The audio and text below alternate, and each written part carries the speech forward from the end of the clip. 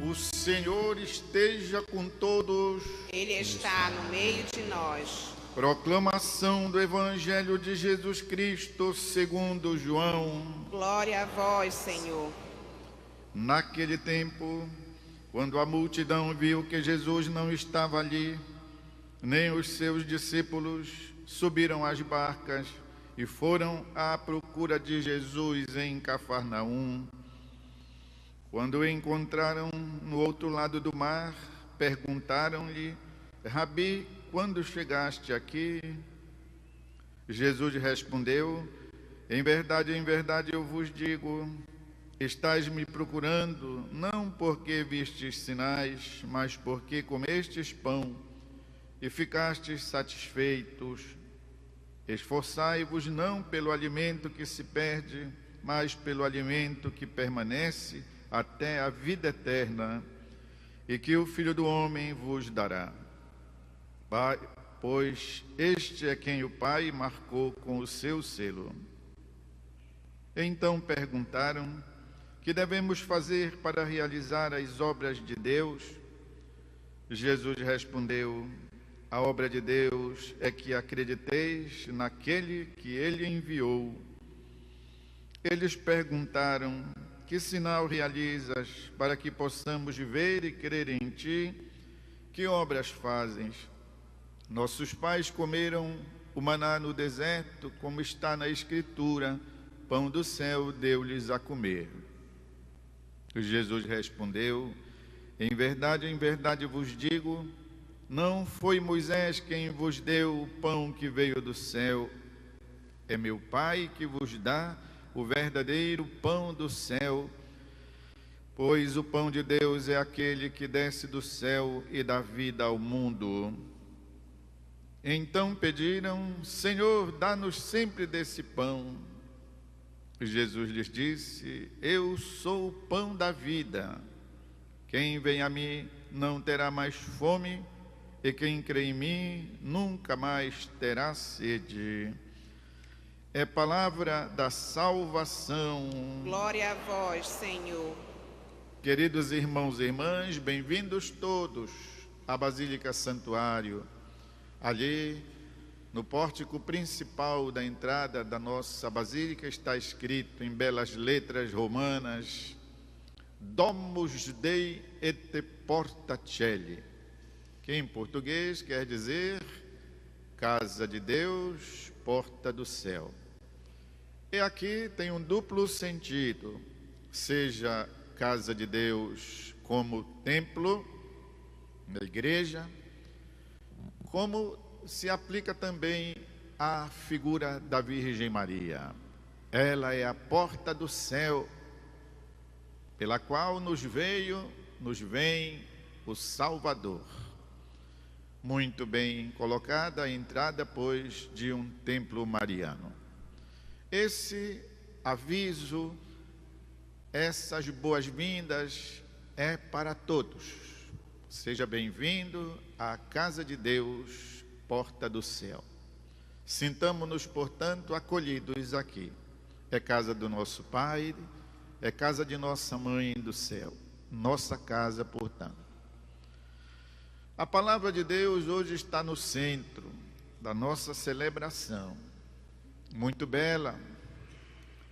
E estávamos lendo, se lembram, o Evangelho de São Marcos, os episódios da vida de Jesus no Evangelho de São Marcos. Como ele é curto, apenas 16 capítulos, eis que São João veio em nosso auxílio e se introduziu ele também nos domingos. Estamos, pois, hoje lendo pela segunda vez o capítulo 6 do Evangelho de São João, aonde ele faz uma revelação. Aliás, faz várias, mas uma principalmente.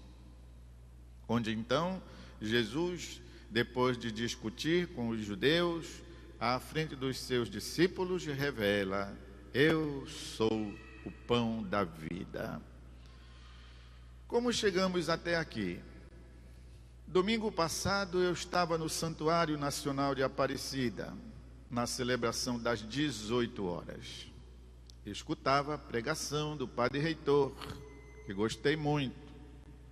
Ele então falava sobre aquele gesto maravilhoso, primeiramente do Senhor, que mandou dar de comer às multidões. E depois ao gesto do menino, que colocou à disposição da multidão o seu lanchezinho. Mas, como alguém observou, o que são 5 pães e 2 peixes para essa multidão toda? E Jesus fez acontecer aquilo que nós chamamos de uma multiplicação. E distribuiu-se tanto que ainda sobraram cestos de pedaços. Jesus tem o maior cuidado com comida. Recolham tudo, para que nada se perca. Pois bem, pelo visto, arrastando multidões, parece que o discurso de Jesus está sendo compreendido. As pessoas vão atrás dele. E ainda mais agora, com esta história da multiplicação dos pães. Eis que eles estavam de um lado e agora vêm para o outro, ficando à margem, pois, do mar da Galileia, esta cidade de Cafarnaum. A gente pode visitar ainda hoje o sítio arqueológico da antiga cidade, em que com certeza ali Jesus esteve, morou. A gente pode até ainda visitar as ruínas da casa do Pedro. Cafarnaum é a segunda pátria de Jesus. Depois que ele foi escorraçado de Nazaré, ele foi morar em Cafarnaum. E aí passou grande parte da sua vida até os 30 anos. Em Cafarnaum, chamada a pátria de Jesus, ele lá fez vários gestos e ensinou muitas coisas. Foi lá que Jesus curou a sogra do Pedro. Foi lá que Jesus ressuscitou um menino que morrera. Foi lá que Jesus chamou os seus 12 discípulos. Foi lá que Jesus curou o servo do centurião. E foi lá que Jesus fez esta revelação: eu sou o pão da vida. Em Cafarnaum, neste sítio arqueológico, existe uma sinagoga. E nesta sinagoga, se não naquelas paredes que ainda estão ali, porque é do 3º século, pelo menos ali naquele local, no lugar, foi lá em que Jesus pronunciou o discurso do pão da vida e a revelação: eu sou isto, o pão da vida. Pois bem, então, de volta a Cafarnaum, a multidão vem atrás de Jesus e comparece diante de Jesus com uma pergunta meio furada, não é isso? Mestre, como chegastes aqui? Na verdade, por trás desta pergunta está uma grande história. E qual é a história? A multidão não entendeu, não, o discurso e o ensinamento de Jesus. A multidão não está atrás de Jesus enquanto Jesus. Não quer Deus. O que é que a multidão quer? E por que veio atrás do Senhor? Jesus diz e joga em rosto, né? Vocês não vêm por causa dos sinais, mas porque comestes pão e ficastes satisfeitos. Jesus, portanto, procura esclarecer um equívoco. Qual é o equívoco? Toda multidão tem uma liderança, e a liderança deve ter dito: vamos embora atrás desse padeiro mágico, vamos embora atrás dessa padaria ambulante, porque assim nós estamos com o nosso problema resolvido. Mas como Deus olha mais profundamente a alma e o coração de cada um, Deus mesmo que nos criou entende, meus irmãos e irmãs, que conquanto seja importante o pão careca, não basta. Então quer dizer que existe um outro tipo de pão, um outro pão, do qual a alma humana tem necessidade. Jesus esclarece o equívoco que a função dele não é fornecer pães, distribuir pães, e melhor ainda, naquele preço, ou seja, de graça. A função dele é, pois, a de convidá-los a passar além disso, que atravessar a margem seja exatamente isto, poder ir atrás de um outro tipo de pão, não só o pão físico, mas o pão da vida. Aqui está um ensinamento que, se porventura nós já esquecemos, é bom relembrarmos. Aqui está um ensinamento que, se por acaso nós tenhamos presente, é bom reafirmar. Não basta, meus irmãos e irmãs, o pão que sacia o nosso organismo físico.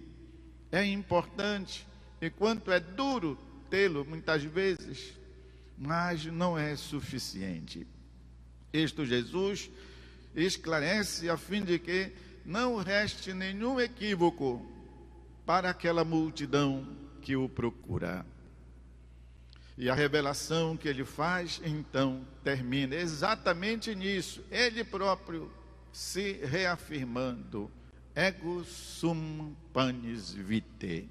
Está escrito aqui em cima do sacrário da nossa Basílica Santuário: eu sou o pão da vida.